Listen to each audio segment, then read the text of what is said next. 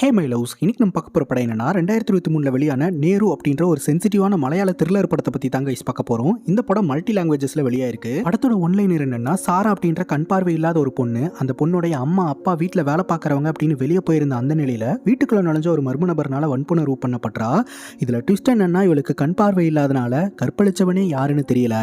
இந்த வழக்கு கோர்ட்டுக்கு வருது. அடுத்தடுத்து என்ன நடந்தது அப்படின்றது தான் மொத்த படமே. காசு இருக்கிறவன் சட்டத்தில் இருக்கிற லூப் ஹோலை பயன்படுத்தி எப்படியெல்லாம் தப்பிக்க பார்க்குறான் அப்படின்றத இந்த படத்தில் தெளிவாக காமிச்சிருப்பாங்க. இந்த வீடியோவை ஸ்கிப் பண்ணாம பாருங்க, ரொம்ப இன்ட்ரெஸ்டிங்காக இருக்கும். நீங்க பார்த்துட்டு இருக்கிறது சரண் என்டர்டைன்மெண்ட். அந்த சரண். வாங்க வீடியோக்குள்ள போகலாம். படத்தோட ஸ்டார்டிங் சீனில் பால் அப்படின்ற போலீஸ் ஆஃபீஸருக்கு தகவல் போதுங்க, இந்த மாதிரி இந்த வீட்டில் ஒரு இன்சிடென்ட் நடந்திருக்கு, உடனடியாக வாங்க அப்படின்ட்டு. பால் அப்படின்ற போலீஸ் ஆஃபீஸரும் இன்வெஸ்டிகேஷன் பண்ணுறதுக்காக இந்த வீட்டுக்கு வராரு. முகமது அப்படின்றவருடைய வீட்டில் தாங்க இந்த சம்பவம் நடந்திருக்கு. முகமதுக்கு திருமணமாகி மனைவி மற்றும் மகள் இருக்காங்க. மகளுக்கு 12 வயசு வரைக்கும் கண் பார்வை இருந்திருக்கு. 12 வயசுல சாராவோட உடம்புல ஒரு மெடிக்கல் கண்டிஷன் ஏற்பட்டு அதனால கண் பார்வையை இழந்திருக்காங்க. அதுக்கப்புறம் இவங்க கண் பார்வை இல்லாம தான் வாழ்ந்துட்டு இருந்திருக்காங்க. இந்த நிலையில தான் வீட்டுக்குள்ள பூந்த மர்ம நபர் சாராவை பாலியல் வன்புணர்வு பண்ணி இருந்திருக்கான். சம்பவம் நடந்த டைம்ல வீட்டில் யாருமே இல்லை அப்படின்னு அவங்க அப்பா சொல்றதை வச்சு தெரிய வருது. அதாவது சாராவோடைய அப்பா அம்மா ஒரு கல்யாணத்துக்கு போயிருந்திருக்காங்க. வீட்டில் வேலை பார்க்குற வேலைக்கார அக்கா ஹவுசிங் லோன் விஷயமா பேங்க்குக்கு போயிருந்திருக்காங்க. இதனாலேயே பார்த்தீங்கன்னா வீட்டில் யாரும் இல்லை. இந்த தருணத்தை பயன்படுத்திக்கிட்ட அந்த மர்ம நபர் சாராவை இந்த மாதிரி பண்ணியிருக்கிறாரு அப்படின்றது தெரிய வருது. இப்போ பால் பார்த்தீங்கன்னா சாராவை மெடிக்கல் எக்ஸாமின் பண்ணுறதுக்காக கூப்பிட்டு போறாரு. டாக்டர்ஸும் பார்த்தீங்கன்னா எல்லா டெஸ்ட்டுமே எடுத்துக்கிறாங்க. பொதுவாக இந்த மாதிரி சம்பவம்லாம் நடக்கும்போது பெண்களோட உடம்புல இன்ஜுரி மார்க் இருக்கும். அந்த இன்ஜுரி மார்க்கில் இருக்கக்கூடிய ஆண்களுடைய சாம்பிள்ஸை எடுத்து யார் இதை பண்ணா அப்படின்னு குற்றவாளியை டாக்டர்ஸ் ஐடென்டிஃபை பண்ணிடுவாங்க. அதை வச்சு போலீஸ்காரங்களும் அரெஸ்ட் பண்ணிடுவாங்க. கரெக்டா? ஆனால் சாராவோட விஷயத்தில் சாரா கண்ணாலையும் அந்த குற்றவாளியை பார்க்க கிடையாது. சாராவோட உடம்புல எந்த ஒரு இன்ஜுரி மார்க்கும் இல்லை, சீமன் சாம்பிளும் கலெக்ட் பண்ண முடியல. இதை வச்சு பார்க்கும்போது சாராவோட கன்சர்னோட தான் இது நடந்திருக்கும் அப்படின்ற மாதிரி எல்லாரும் நினைக்கிறாங்க. சாரா தன்னை இந்த மாதிரி பண்ணவனுடைய முகத்தை சிலையா செஞ்சு வச்சிருக்காங்க. சம்பவம் நடக்கும்போது சாரா அவனோட முகத்தை டச் பண்ணி ஃபீல் பண்ணி இருந்திருக்காங்க. ஸோ அதை வச்சு தான் பார்த்தீங்கன்னா அவனோட முகத்தை சிலையா செஞ்சு போலீஸ்காரங்க கிட்ட காட்டுறாங்க. சாராவுடைய அப்பா முகமது ஒரு சிலை வடிவமைப்பாளர். அவர்கிட்ட இருந்து தான் சாராக்கு இந்த டேலண்ட் வந்திருக்குங்க. இதை வச்சு தான் பாத்தீங்கன்னா இவன் தான் குற்றவாளி அப்படின்னு கை காட்டுறாங்க. இன்வெஸ்டிகேஷன் ஆஃபீஸர் அந்த முகத்தை காமிச்சு இவனை யாராவது இந்த ஏரியால பாத்திருக்கீங்களா அப்படின்னு சொல்லி கேட்க சாராவோடைய அப்பா அம்மாவே சொல்றாங்க, எங்க கிட்ட இவன் அட்ரஸ் கேட்டு வந்தான், அதுவும் பக்கத்து வீட்டுக்காரனோட அட்ரஸ், ஏதோ கல்யாண இன்விடேஷன் கொடுக்கணும்னு சொன்னா அவனோட முகம் தான் இது அப்படின்னு சொல்ல, உடனே பக்கத்து வீட்டுக்காரங்கிட்ட விசாரிச்சு அந்த நபர் யாருன்னு பார்த்தா அந்த நபரோடைய பேரு மைக்கேல். அவனுக்கு ஒரு 27 வயசு தாங்க ஆகுது. அவனுக்கு கல்யாணம் இன்விடேஷன் கொடுக்கறதுக்காக தான் இங்க வந்திருக்கான். அட்ரஸ் தெரியாம சாராவோடைய வீட்டுல சாராவோடைய அப்பா அம்மா கிட்ட தான் அட்ரஸ் கேட்டு இருந்திருக்கான். சோ பக்கத்து வீடுன்னு தெரிஞ்ச உடனே அங்க போய் அவனோட ஃப்ரெண்டுக்கு இன்விடேஷனை கொடுத்துட்டு பார்ட்டிக்கு இன்வைட் பண்ணிட்டு அடுத்த நாள் இங்கே வந்து சாராவை இந்த மாதிரி பண்ணியிருக்கிறான் அப்படின்றது தெரிய வருதுங்க. இப்போ மைக்கேலோடைய அப்பா சாதாரண ஆள் கிடையாதுங்க, ஒரு மிகப்பெரிய தொழிலதிபர். இவங்களுக்கு சொந்தமாக ஃப்ளைட் எல்லாம் கூட இருக்கு. அப்போ எந்த அளவுக்கு ஆடம்பர வாழ்க்கையை வாழ்ந்துட்டு இருக்காங்க அப்படின்றத பார்த்துக்கோங்க. இப்போ மைக்கேலோடைய அம்மா அப்பா ரொம்ப டென்ஷன்ல இருந்துட்டு இருக்காங்க. கல்யாணம் ஏற்பாடு பண்ணியிருக்கு, இந்த டைம்ல போய் இந்த மாதிரிலாம் பண்ணியிருக்கான், உன்னை நினைச்சா எனக்கு ரொம்ப கேவலமா இருக்குடா, இப்போ பொண்ணு வீட்டில் என்ன சொல்றது அப்படின்னு சொல்லிட்டு இந்த ஊர்லயே பெஸ்ட் லாயரை பிடிக்கிறாங்க. அவருடைய பேரு ராஜசேகர். அவர் முன்னாடி யாருமே வந்து நிற்க மாட்டாங்க, நிற்கிறதுக்கே பயப்படுவாங்க. அப்படியே நின்னாலும் தோத்து போயிடுவாங்க. அவரு கிரவுண்ட் லெவல்ல இருந்து தோன்றாருங்க. சாராவுடைய அப்பா முகமது இருக்கிறார் இல்லையா, அவருக்கு முதல் மனைவி இருக்காங்க. அவங்களுக்கு 2 பசங்க. அவங்க 2 பேர்த்தையும் நம்ம பக்கம் எடுத்துட்டோம் அப்படின்னா ஈஸியா இந்த கேஸ்ல ஜெயிச்சிடலான்ட்டு அந்த 2 பசங்களையும் கூப்பிட்டு இவ்வளவு பெரிய அமௌண்ட்டை தரோம், உங்க அப்பாட்ட சொல்லி இந்த கேஸை வாபஸ் வாங்க சொல்லிடு அப்படிங்கும்போது அவனுக்கு 2 பேருமே வீட்டுக்கு போயிட்டு இன்னொரு அம்மாவுக்கு பிறந்தாலும் அவ எங்க தங்கச்சி தான், தயவு செஞ்சு இந்த அமௌண்ட்டை வாங்கிட்டு இந்த கேஸை வாபஸ் வாங்கிருங்க, அதுதான் நமக்கு நல்லது, இல்லாட்டி அவங்க சைட்ல இருந்து பிரச்சனை வரும், அவங்க பெரிய இடத்த ஆளுங்கப்பா அப்படிங்கும்போது அப்படியாடா மவனே, உங்களை எல்லாம் மவன் சொல்றதுக்கே எனக்கு வெக்கமா இருக்குடா, முதல் வீட்டை விட்டு வெளியே போங்கடா அப்படின்னு சொல்லி திட்டி விட்டுறாரு. அந்த கண்ணு தெரியாத பொண்ணுக்கு உதவி பண்ற அப்படின்னு நீ நடு ரோட்ல வந்து நிக்க போறியா இல்லையான்னு பாரு அப்படின்னு அந்த பசங்களும் சுயரூபத்தை காமிச்சிட்டு வெளியே போறானுங்க. சாராவுடைய அப்பா ரொம்ப ஸ்ட்ராங்கா இருக்கிறதுனால இந்த வழக்கு கோர்ட்டுக்கு வருதுங்க. அந்த பையனுக்கு ஆதரவா ராஜசேகரன் அப்படின்ற லாயர் களத்துல இறங்கி இருக்கிறாரு. சாராக்கு ஆதரவா ஒரு பப்ளிக் ப்ராசிக்யூட்டர் தான் இறங்கி இருக்கிறாரு. யாரோ ஒருத்தங்க வாதாடி தான் ஆகணும். இப்ப ராஜசேகர் என்ன சொல்றாரு அப்படின்னா, இந்த வழக்கே பொய்யான வழக்கு, சொசைட்டில பெரிய ஆளுங்க மேல வழக்க போட்டா பணம் கிடைக்கும் அப்படின்ற எண்ணத்துல தான் இந்த ஒரு விஷயத்தை பண்ணியிருக்காங்க. இந்த சம்பவம் நடந்ததற்கான எந்த ஒரு எவிடன்ஸுமே இல்லை அப்படின்ற மாதிரி விஷயத்தை சொல்லி என்னுடைய கட்சிக்காரர் மைக்கேல் ஒரு நிரபராதி, அதனால அவருக்கு பெயில் வழங்குமாறு தாழ்மையுடன் கேட்டுக்கொள்கிறேன் அப்படின்னு சொல்றாரு. இந்த பக்கம் பப்ளிக் ப்ராசிக்யூட்டர் இல்லங்க எவிடன்ஸ் இருக்கு அப்படின்ட்டு ஆரம்பிக்கிறாரு. ஆனா அவருக்கு வாதாட தெரியல. ஜட்ஜே பாத்தீங்கன்னா ஒவ்வொரு பாயிண்டா கேள்வியை கேட்டு அவர் வாதாட வேண்டியதா இருக்குது. ஒரு கட்டத்துக்கு மேல ராஜசேகர் சைட்ல தான் வந்து லீடு இருக்கிறதுனால அந்த பையனுக்கு பெயில் வழங்கலாம் அப்படின்னு சொல்லிட்டு கோர்ட் பெயில் வழங்கிடுது. கோர்ட் ரூம் விட்டு வெளியே வரும்போது நம்ம முகமதுக்கு ரொம்ப ரொம்ப சங்கட்டமா இருக்கு. நேரா இந்த பப்ளிக் ப்ராசிக்யூட்டர் கிட்ட போயிட்டு இந்த மாதிரி வழக்குல எல்லாம் பெயிலே கிடைக்காதுல்ல, எப்படி அவனுக்கு மட்டும் பெயில் கிடைச்சது அப்படின்னு கேட்கும்போது, என்ன பண்ண சொல்றீங்க? ஐ விட்னஸும் கிடையாது, எவிடன்ஸும் கிடையாது, வாதாடுனா எதை வச்சு வாதாடுறது? என்னால எதுவும் பண்ண முடியாது அப்படின்ட்டு அவரும் கை விரிச்சிடுறாரு. முகமதோட மொத்த குடும்பமும் இடிஞ்சு போய் உட்கார்ந்துகிட்டு இருக்காங்க. இவங்களுக்கு இருக்கக்கூடிய ஒரே ஆறுதல் என்ன அப்படின்னா, இந்த இன்வெஸ்டிகேஷன் ஆஃபீஸர் பால் தான். அவர் என்ன சொல்லியிருக்கிறாரு அப்படின்னா, நீங்க சீனியர் லாயரை எல்லாம் போய் மீட் பண்ணுங்க, அவங்க நேர்மையா இருப்பாங்க, கண்டிப்பா உதவி பண்ணுவாங்க அப்படின்ற மாதிரி சொல்லியிருக்கிறாரு. அதனால முகமது அவங்களை எல்லாம் மீட் பண்ணலான்னு முடிவெடுக்கிறாரு. அங்க கட் பண்ணா ராஜசேகரோடைய மகள் பூர்ணிமா அவங்களும் லாயரா தான் இருந்துட்டு இருக்காங்க. ராஜசேகர் வீட்டில் சாப்பிட்டுட்டு இருக்கும் போதே சொல்றாரு, பொதுவாக ஒருத்தரை நிரபராதின்னு ப்ரூவ் பண்றதுக்கு நாம தான் எவிடன்ஸ் எல்லாம் ஹைட் பண்ணுவோம், ஆனா இந்த வழக்குல இவனே எல்லாத்தையுமே கிளியர் கட்டா ஹைட் பண்ணி வச்சிருக்கான் அப்படின்னு சொல்ல, இவன மாதிரி ஆட்களை எல்லாம் சும்மாவே விடக்கூடாதுப்பா அப்படின்னு பூர்ணிமா சொல்ல, ஏமா நம்மலாம் லாயரு, அதை மைண்ட்ல வச்சுக்க, நம்ம வேலையை தான் பண்றோம் அப்படின்ற மாதிரி சொல்லிக்கிட்டு இருக்காருங்க. அங்க கட் பண்ணா இன்வெஸ்டிகேஷன் ஆஃபீஸர் பால் முகமதை மீட் பண்ணி எனக்கும் கால் பண்ணி டீல் பேசிக்கிட்டு இருக்காங்க. இந்த கேஸ் எப்படியாவது வாபஸ் வாங்க வைக்க சொல்லிக்கிட்டு இருக்காங்க. நான் அக்செப்ட் பண்ணிக்கல, அதனால என்ன வேணாலும் பண்ணுவாங்க. உங்ககிட்ட சொல்ற ஒரே அட்வைஸ், சீனியர் லாயரை மீட் பண்ணுங்க, அவங்கள அக்செப்ட் பண்ண வைங்க. அதே சமயம் வாண்டடா நான் வந்து உங்க வழக்கை எடுத்துக்கிறேன்னு சில பேர் வருவானுங்க, அவனுங்க எல்லாருமே ஃப்ராடுங்க தான், அவங்க வச்ச ஆட்கள் தான், வாதாடுறன்ற பேர்ல உங்களை காலவாரி விட பார்ப்பாங்க, அதை மட்டும் அக்செப்ட் பண்ணிக்காதீங்க, நான் யோசிச்சு சொல்றேன்னு சொல்லிருங்க அப்படின்னு இன்வெஸ்டிகேஷன் ஆஃபீஸர் பால் சொல்றாருங்க. இதை கேட்டுக்கிட்டு சீனியர் லாயர் எல்லாம் மீட் பண்றதுக்காக முகமது போறாரு. யாருமே அக்செப்ட் பண்ணிக்க மாட்டேன்றாங்க. அந்த சீனியர் லாயர் வீட்டில் வேலை பார்க்குறவர் அப்படியே சைஸா முகமதோட காதல சொல்லிட்டு போயிடுறாரு, இந்த மாதிரி எல்லா லாயர்ஸையுமே ராஜசேகர் கைக்குள்ள போட்டாரு, உங்களால எதுவுமே பண்ண முடியாது அப்படின்ட்டு. அங்க கட் பண்ணா வீட்டுக்கு நாங்க உங்களுக்காக வாதாடுறோம் அப்படின்னு ஒரு குரூப் வராங்க. ஸோ முகமதோட மைண்ட்ல பால் சொன்னது ஓடிக்கிட்டு இருக்குது, அதனால நாங்க யோசிச்சு சொல்றேங்க, வேணாம் அப்படின்னு சொல்லி அமுச்சு விட்டுறாங்க. அங்க கட் பண்ணா அஹானா அப்படின்ட்டு ஒரு பொண்ணை காட்டுறாங்க. இவங்க லீகல் அட்வைசரா இருந்துட்டு இருக்காங்க. ஒருத்தங்க கோர்ட்டுக்கு சாட்சி சொல்ல வரமாட்டேன்னு சொன்னாங்கன்னா அவங்க கிட்ட பேசி எப்படியோ பிரைன் வாஷ் பண்ணி கோர்ட்டுக்கு கூட்டு வந்துருவாங்க. அந்த அளவுக்கு ஸ்ட்ராங்கான ஒரு ஆள் தான். அவங்கள பார்த்தீங்கன்னா நம்ம இன்ஸ்பெக்டர் பால் மீட் பண்றாரு. இந்த மாதிரி உன்னோட ஃப்ரெண்டு விஜய் மோகன் இருக்கார் இல்லையா, அவரை நான் மீட் பண்ணணும், கூட்டு போறியா அப்படின்னு சொல்லி கேட்க, போலாம் சார் வாங்க அப்படின்னு சொல்லிட்டு விஜய் மோகனோட வீட்டுக்கு போக, விஜய் மோகன் பார்த்தீங்கன்னா அப்படியே வீட்டில் ஒரு மாதிரி டிப்ரெஷன்லேயே இருந்துகிட்டு இருக்காரு. ஸோ விஜய் மோகன் தாங்க நம்ம ஹீரோ மோகன்லால். இவரு ஒரு லாயர் தாங்க. இவரோட பேட் பாஸ்ட் காரணமா 5 வருஷத்துக்கு மேல ஆகுதுங்க இவர் கோர்ட்ல போய் வாதாடி. சட்டத்து மேல இருக்கக்கூடிய ஆர்வத்தின் காரணமா இவர் வீட்டிலேயே லாவை பிராக்டிஸ் பண்ணிட்டு இருக்காரு. பெரிய பெரிய லாயர்ஸுக்கெல்லாம் வந்து லீகல் அட்வைஸ் டிப்ஸ் எல்லாம் கொடுப்பாரு. அதுதான் இவருடைய சோர்ஸ் ஆஃப் இன்கமாவே இருந்துட்டு இருக்கு. இப்போ இந்த இன்ஸ்பெக்டர் என்ன சொல்றாருன்னா, நீங்க நியூஸ்லலாம் பார்த்துருப்பீங்க சாராவோடைய வழக்கு. ஸோ கண் தெரியாத பொண்ணை வந்து ஒருத்தன் அநியாயமாக பாலியல் வன்புணர்வு பண்ணியிருக்கான், அந்த வழக்குல இருந்து தப்பிக்க பார்க்குறான், அந்த வழக்கை ராஜசேகர் தான் வந்து எடுத்து நடத்துறாரு. ஸோ நீங்கள் அந்த வழக்கில் வாதாடணும் அப்படிங்கும்போது, இல்லைங்க நான் வழக்கை வாதாடுறதுக்கெல்லாம் அன்ஃபிட்டு, என்னால் முடியாது அப்படிங்கும்போது, ஆஹானா இந்த ராஜசேகர் நம்ம பண்ணதுக்கு நம்ம பழி வாங்க வேணாமா சார் அப்படின்னு சொல்லி கேட்க, பழி வாங்குற எண்ணமெல்லாம் எனக்கு கிடையாது, என்னை விட்டுருங்க அப்படின்ற மாதிரி சொல்றாரு. ஒரு வாட்டி அந்த பொண்ணை வந்து பாருங்க சார் அப்படின்னு சொல்ல, சரின்னு கேட்டுட்டு ஹீரோ வராரு. சாரா கொஞ்சம் சந்தோஷப்படுறாங்க, நீங்களாவது என்னோட வழக்கை எடுத்துக்கிட்டீங்களே சார் அப்படின்ட்டு. உடனே ஹீரோ பட்டுன்னு சொல்லிடுறாரு, எனக்கு இந்த வழக்குலலாம் இன்ட்ரெஸ்ட் இல்லாமா, இன்ட்ரெஸ்ட் இல்லை அப்படின்ற சென்ஸ், எனக்கு வாதாடவெல்லாம் வராது, நான் அன்ஃபிட்டு, 5 வருஷமா வாதாடவே இல்லை அப்படின்ற மாதிரி சொல்ல, சாராக்கு ஒரு மாதிரி சங்கட்டமா இருக்கு. பரவாயில்ல சார், நீங்க ஓப்பனாவது சொன்னீங்களே அதுவே சந்தோஷம் தான். சில பேர் ஓகேன்னு சொல்லிட்டு இழுத்தடிச்சு கடைசி நேரத்தில் முடியாதுன்னு சொல்லுவாங்க, நீங்க அப்படி இல்லை, ஆனா நானும் அப்படி இல்லை சார், அவ்வளோ சீக்கிரம் விட்டுற மாட்டேன், இந்த வழக்கை கண்டிப்பா வாதாடுவேன் அப்படின்ற மாதிரி சொல்ல, இந்த பொண்ணு இவ்வளோ ஸ்ட்ராங்கா இருக்கு, நாம ஏன் விடணும் அப்படின்ற ஒரு எண்ணம் நம்ம ஹீரோக்குள்ள வருதுங்க. ஹீரோ இந்த வழக்கை எடுத்துக்கலான்னு முடிவெடுக்கிறாரு. இப்போ நம்ம ஹானா கிட்ட எதனால இவர் 5 வருஷம் ப்ராக்டிஸே பண்ணல அப்படின்னு முகமது கேட்கிறாரு. அது ஒரு பெரிய கதை சார். இங்க நம்பர் 1 லாயர் ராஜசேகர் இருக்கிறார் இல்லையா, அவருக்கு ஜூனியரா தான் ஹீரோ ஜாயின் பண்ணி இருந்திருக்காரு. அந்த டைம்ல தான் அவருடைய பொண்ணு பூர்ணிமாவும் அவருக்கு கீழே ஜூனியரா ஜாயின் பண்ணி இருந்திருக்காங்க. ஒரு வழக்கில் கிடைக்கிற எவிடன்ஸை இன்னொருத்தவங்க கூட ஷேர் பண்ணிக்கிறது இல்லீகல், இருந்தாலும் ஃப்ரெண்ட்ஸ்ன்ற அடிப்படையில் எங்களுக்குள்ள ஒரு பாண்டிங் இருந்துகிட்டு இருக்கும். அந்த டைம்ல பாத்தீங்கன்னா பூர்ணிமாவும் ஹீரோவும் லவ் பண்ண ஆரம்பிச்சிருந்திருக்காங்க. ராஜசேகர் சொல்லி தான் எவிடன்ஸை ஷேர் பண்ணி இருந்திருக்காரு.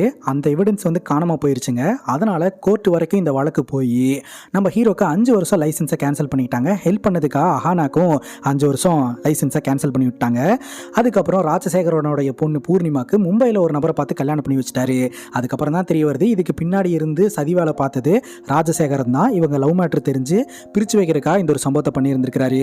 5 வருஷத்துக்கு அப்புறமும் பார்த்தீங்கன்னா நம்ம ஹீரோ லாவை ப்ராக்டிஸ் பண்ண கிடையாது, லீகல் அட்வைஸராக மட்டும் இருந்துட்டாரு அப்படின்ற மாதிரி விஷயத்தை அஹானா இப்போ ஷேர் பண்ணிட்டு இருக்காங்க.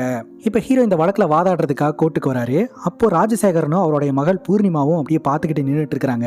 பல வருஷமா வாதாடிட்டு இருக்கிறவனே என் முன்னாடி நிற்க முடியாது, 5 வருஷம் கேப் எடுத்துட்டு எனக்கு எதிராகவே வாதாடுறதுக்காக வரான், இவன்லாம் எங்கே ஜெயிக்க போறான் அப்படின்னு எகத்தலமாக தான் கோர்ட் ரூமுக்குள்ள போறாங்க. ஸோ போன உடனே பார்த்தீங்கன்னா ஆர்குமெண்ட் ஸ்டார்ட் ஆகுதுங்க. வேலைக்காரக்காவை கூண்டில் ஏற்றி சம்பவம் நடந்த அன்னைக்கு என்ன நடந்தது அப்படின்னு கேட்கும்போது வேலைக்காரக்கா தெளிவாக சொல்லிடுறாங்க, அன்னைக்கு நான் பேங்க் லோன் விஷயமா பேங்க்குக்கு போயிட்டேன், சாராவோடைய அம்மா அப்பா கல்யாணத்துக்கு போயிட்டாங்க, சாரா மட்டும்தான் தனியாக இருந்தாங்க, ஸோ அப்போதான் இந்த இன்சிடென்ட் நடந்தது அப்படின்ற மாதிரி சொல்ல, ராஜசேகரனுடைய ஸ்ட்ராட்டஜி எந்த மாதிரி அப்படின்னா விட்னஸ் நல்லா பயமுறுத்துறது, எஸ்ஆர்னோ டைப்ல கொஸ்டின் கேட்கறது, அவங்கள எமோஷனலாக டேமேஜ் டேமேஜ் பண்ணி உண்மையவே பொய்யா சொல்ல வைக்கிறது. அந்த விஷயத்தை தான் வேலைக்கார அக்கா கிட்ட இவர் ஃபாலோ பண்ணுறாரு. அந்த அக்காவை நல்லா பயன்படுத்தி எஸ்ஆர் நோ டைப்பில் கொஸ்டின் கேட்டுட்டு, அதாவது நீங்கள் தான் முதல்ல இந்த சம்பவத்தை பார்த்துருக்கீங்க, போலீஸ்க்கு இன்ஃபார்ம் பண்ணியிருக்கீங்க, போலீஸில் இன்ஃபார்ம் பண்ணதுக்கு அந்த பேரண்ட்ஸ் கோவப்பட்டாங்க தானே அப்படிங்கும்போது எஸ் அப்படின்னு சொல்ல வேண்டிய நிலைமைக்கு தள்ளப்படுறாங்க. அண்ட் மாடி டோர் வழியாக தான் உள்ளே வந்திருக்கேன் அப்படின்னா டோர் வந்து லாக் பண்ணப்படவே இல்லை, மேபி சாராவே வேணுனே ஓப்பன் பண்ணி வச்சிருக்கலாம்ல அப்படின்ற மாதிரிலாம் சொல்ல வைக்கிறாங்க.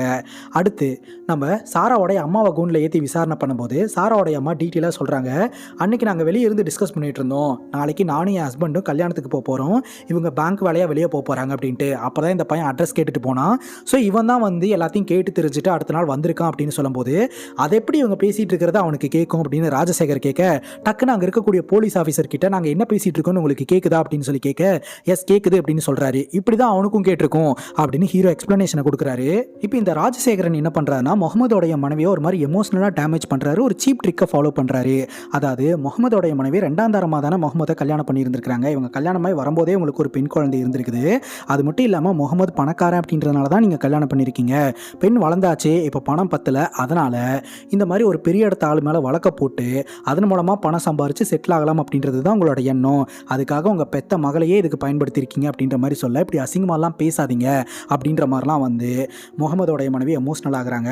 அடுத்து முகமதை கூண்டில் ஏற்றி விசாரணை பண்ணுறேன் அப்படின்னு சொல்லிட்டு இந்த சம்பவத்துக்கு காரணமே முகமது தான் அப்படின்னு சொல்கிறாரு. அதாவது வெளியிருந்தெல்லாம் எவனும் வந்து இந்த மாதிரி பண்ணல, நீ தான் பொண்ணையே இந்த மாதிரி பண்ணியிருக்க அப்படின்ற மாதிரி பேச ஆரம்பிக்கிறாருங்க. ஹீரோக்கு இப்போதாங்க புரிய வருது இந்த ராஜசேகர் இந்த வழக்கை எந்த மாதிரி கொண்டு போகலான்னு நினைக்கிறாருன்னா, குற்றவாளியை காப்பாற்றுறதுக்காக பெத்த பொண்ணை அப்பனே இந்த மாதிரி பண்ணிட்டான் அப்படின்னு சொல்லிட்டு அப்பந்தான் குற்றவாளின்னு இந்த வழக்கை க்ளோஸ் பண்ண பார்த்துக்கிட்டு இருக்கிறாரு. இப்போ ஹீரோ பார்த்தீங்கன்னா சாரா உட்கார வச்சு நாளைக்கு உன்னை கூண்டில் ஏற்றி உன்னை டேமேஜ் பண்ணுற மாதிரியான கொஸ்டின்ஸை தான் இந்த ராஜசேகர் கேட்பாரு. அது மட்டும் இல்லாமல் உன்னோட அப்பாவை ஃப்ரேம் பண்ணுறது தான் அவரோட எண்ணமாக இருந்துகிட்டு இருக்கு. ஸோ நீ எல்லாத்துக்குமே கரெக்டாக பதில் சொல்லு, உனக்கு கொஸ்டின் புரியல அப்படின்னா புரியலன்னு சொல்லிடு, மீறி உனக்கு பதில் சொல்றதுக்கு விருப்பம் இல்லை, அந்த அளவுக்கு கேவலமான கொஸ்டின் அப்படின்னா நீ என்ன பாருன்னு அப்ஜெக்ஷன் சொல்லி அவங்க கிட்ட ஆர்கியூமெண்ட் பண்ணிட்டு இருப்பேன். அந்த டைமை பயன்படுத்தி நீ நல்லா யோசிச்சு பதில சொல்லு, கோவத்தில் அவசரப்பட்டு எந்த பதிலையும் சொல்லிடாத, அது கண்டிப்பாக இந்த கேஸை இன்னொரு பக்கம் இழுத்துட்டு போயிடும். உனக்கு கொஸ்டின் புரிஞ்சும் பதில் சொல்றதுக்கு டைம் வேணும்னா புரியலன்னு சொல்லிடு, பார்த்துக்கலாம் அப்படின்ற மாதிரி ஹீரோ நல்லா மோட்டிவேட் பண்ணி சாராவை கோர்ட்டுக்கு கூட்டு போறாருங்க. கூண்டில் நிப்பாட்டி அன்னைக்கு என்ன நடந்தது அப்படின்னு கேட்கும்போது வீட்டில் வேலை பார்க்குற வேலைக்காரக்கா பேங்க்குக்கு போயிட்டாங்க, அம்மா அப்பா கல்யாணத்துக்கு போயிட்டாங்க, வீட்டில் சாரா மட்டும் தனியாக இருந்திருக்காங்க. குளிச்சுட்டு வெளியே வரும்போது ரூமுக்குள்ளே யாரோ ஒருத்தங்க இருக்கிற மாதிரி தோண ஆரம்பிச்சிருந்துருக்குது. அந்த டைமில் பின்னாடி இருந்து இவன் அட்டாக் பண்ணி பாலியல் வன்புணர்வில் ஈடுபட்டு இருந்திருக்கான். நீ வாயை திறந்த இல்லை சத்தம் போட்டேன்னா உன்னோட கழுத்தை வெட்டிடுவேன் அப்படின்ற மாதிரி அவன் மிரட்டி இருக்கிறான். ஸோ சாராக்கு கண் பார்வை இல்லாதனால தான் முன்னாடி என்ன நடக்குது, அவன் கையில் என்ன வச்சிருக்கான் எதுவுமே தெரியல. அதனால தான் பார்த்தீங்கன்னா மரண பயத்தில் தடுக்கவே இல்லை. ஆனால் அவங்களுடைய கையை வச்சு அவனுடைய முகத்தை வந்து அடையாளம் பார்த்து இந்த ஸ்கல்ப்டரை ரெடி பண்ணி அடையாளம் காட்டினதா வந்து ஹீரோ கிட்ட சொல்கிறாங்க. ராஜசேகரன் என்ன சொல்கிறாருன்னா, இல்லைங்க இந்த பொண்ணு போய் சொல்லிக்கிட்டு இருக்கு, அந்த மாதிரி ஒரு சுச்சுவேஷனில் எந்த பொண்ணு தடுக்காமல் இருப்பா, இந்த பொண்ணு தடுக்காமல் இருந்ததா வந்து சொல்லிக்கிட்டு இருக்கிறா, டச் பண்ணாலாம், முகத்தை கண்டுபிடிச்சாலாம், சிலையை செஞ்சாலாம், இதெல்லாம் நம்புற மாதிரியா இருக்கு. முகமது ஒரு திறமையான சிலை வடிவமைப்பாளர், அவர் தான் வந்து இந்த மைக்கிளோடைய முகத்தை வடிவமைச்சிருக்கிறாரு, பொண்ணு கிட்ட இந்த மாதிரி சொல்லி இருந்திருக்கிறாரு. இந்த மொத்த குடும்பமும் மைக்கேல் கிட்ட இருந்து பணத்தை பறிக்கணும் அப்படின்றது தான் நோக்கம், அதுக்காக தான் இந்த வழக்கெல்லாம் போட்டிருக்காங்க, இந்த வழக்கே ஃபேக்கு அப்படின்ற மாதிரி சொல்ல நம்ம சாரா சொல்றாங்க, என்னோட 12 வயசு வரைக்கும் எனக்கு கண் பார்வை இருந்தது, பிளட் வெசல்ல ஏற்பட்ட கோளாறு காரணமாக தான் எனக்கு கண் பார்வை போச்சு, சின்ன வயசுல இருந்தே என்னோட அப்பா கிட்ட இந்த சிலையை செய்யறது எப்படி அப்படின்றத கத்துக்கிட்டேன், ஸோ அந்த திறமையை பயன்படுத்தி தான் அவனுடைய முகத்தை கை வச்சு பார்த்து நான் ரெடி பண்ணினேன் அப்படின்னு சாரா சொல்றாங்க. உடனே இவர் என்ன சொல்றாரு அப்படின்னா, ஒரு சம்பவம் நடந்துகிட்டு இருக்கு, அப்போ தடுக்காம அவனுடைய முகத்தை டச் பண்ணியா பார்த்துக்கிட்டு இருப்பாங்க, ஸோ இந்த பொண்ணோட கன்சர்னோட தான் அது நடந்திருக்கு அப்படின்னு சொல்ல சாரா என்ன சொல்றாங்கன்னா, நான் தடுக்கல அப்படின்றது உண்மைதான், ஏன்னா அவன் என்னோட கழுத்தை வெட்டிடுவேன் அப்படின்னு சொன்னான், அதுக்காக என்னோட விருப்பத்தோட இது நடக்கல, ஃபோர்ஸ்ஃபுல்லாக தான் இந்த ஒரு விஷயம் நடந்திருக்கு, மரண பயத்தில் எப்படியாவது அவன் யாருன்றதை நான் கண்டுபிடிக்கணும் அப்படின்றதுக்காக தான் நான் வந்து அவனோட முகத்தில் கையை வச்சு கண்டுபிடிச்சேன், அண்ட் நான் தான் இந்த ஸ்கல்ப்டரை ரெடி பண்ணினேன் அப்படின்ற மாதிரி வந்து சாரா சொல்றாங்க. ஹீரோவும் அதை முன் வச்சு வாதாட ஆரம்பிக்கிறாரு. ஃபைனலி இந்த ராஜசேகர் அவருடைய சீப் ட்ரிக் எல்லாம் ஃபாலோ பண்ண ஆரம்பிக்கிறாரு. அதாவது சாராவோடைய கேரக்டரை டேமேஜ் பண்றது, அவங்களுடைய குடும்பத்தை டேமேஜ் பண்றது.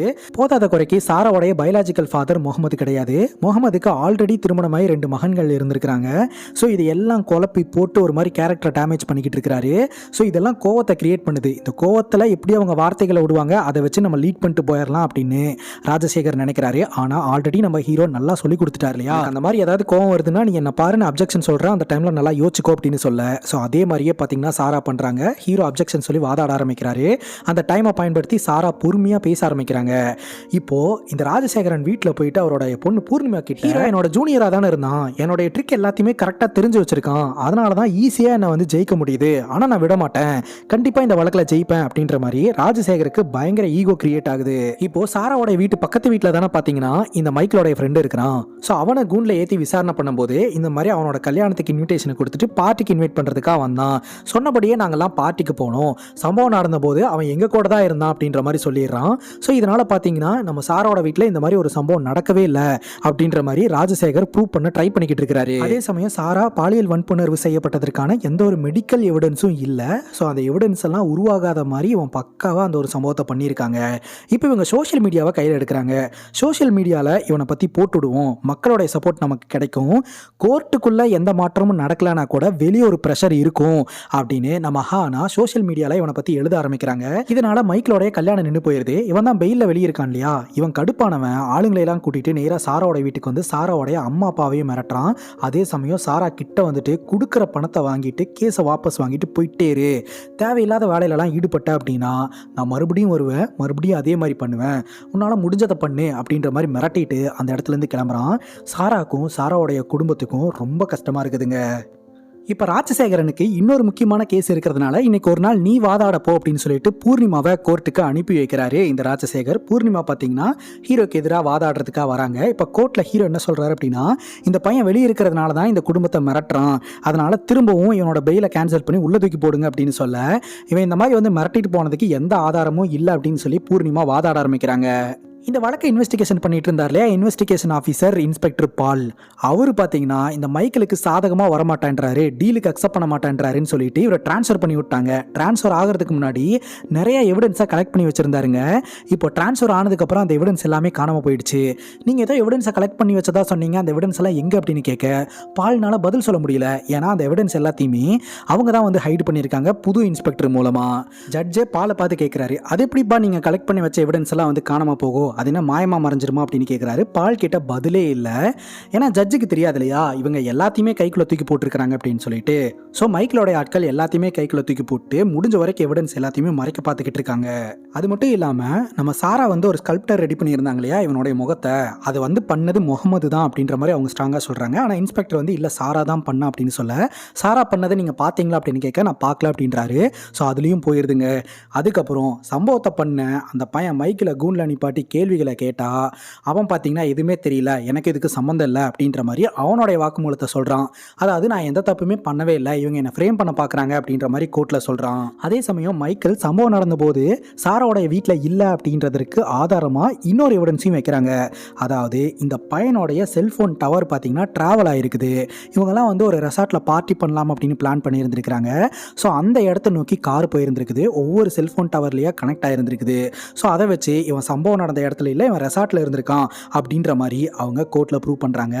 அதே சமயம் ஹீரோ பார்த்தீங்கன்னா அதில் ஏதோ வில்லங்கம் இருக்குது அப்படின்ட்டு அஹனா கிட்ட நீ ரெசார்ட்டில் போய் விசாரணை பண்ணி எப்படியாவது அந்த ஹார்ட் டிஸ்கை எடு அப்படின்னு சொல்லிட்டு அந்த ஹார்ட் டிஸ்கை வாங்கிட்டு வந்து கோர்ட்டில் வாதாடலாம் அப்படின்னு ஹீரோ நினைக்கிறாருங்க. இந்த டைமில் பார்த்தீங்கன்னா அந்த ரெசார்ட்டில் இந்த பையன் கூட இருந்த ஃப்ரெண்ட்ஸ் எல்லாம் கூப்பிட்டு சம்பவத்தை அன்னைக்கு மைக்கேல் எங்கே இருந்தான் அப்படின்னு கேட்கும்போது அவன் எங்கள் கூட தான் இருந்தான் அப்படின்ற மாதிரி அவன் சொல்லிக்கிட்டு இருக்கான். இப்போ நம்ம ஹீரோ வந்து அஹனா கிட்ட ஹார்ட் டிஸ்க் கிடைச்சதா இல்லையா அப்படின்னு கேட்டுக்கிட்டே இருக்க, ஃபைனலி கிடைச்சது அப்படின்னு சொல்ல உடனே கோர்ட்ல ஹீரோ சொல்றாரு, எங்களுக்கு இந்த மாதிரி ரெசார்ட்டோடைய ஹார்ட் டிஸ்க் கிடைச்சிருக்கு, அதன் மூலமா எங்களால் அவன் ரெசார்ட்ல இல்லைன்னு ப்ரூவ் பண்ண முடியும், அதுக்கு கொஞ்சம் டைம் கொடுங்க அப்படின்னு கேட்கும்போது கோர்ட்ல பார்த்தீங்கன்னா அதிக டைம் எல்லாம் கொடுக்க மாட்டேன்றாங்க, கொஞ்சம் டைம்குள்ளேயே அதை கொண்டாந்து ப்ரூவ் பண்ண சொல்றாங்க.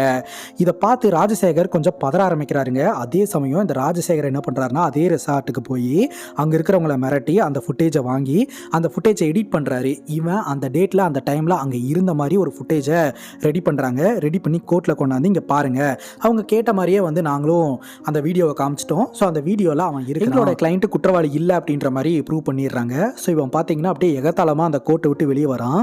நம்ம ஹீரோக்கு செம்ம காண்டாகுது. அண்ட் கோவத்தை ஃபுல்லாக அஹனா கிட்ட தான் காமிச்சிக்கிட்டு இருக்கிறாரு.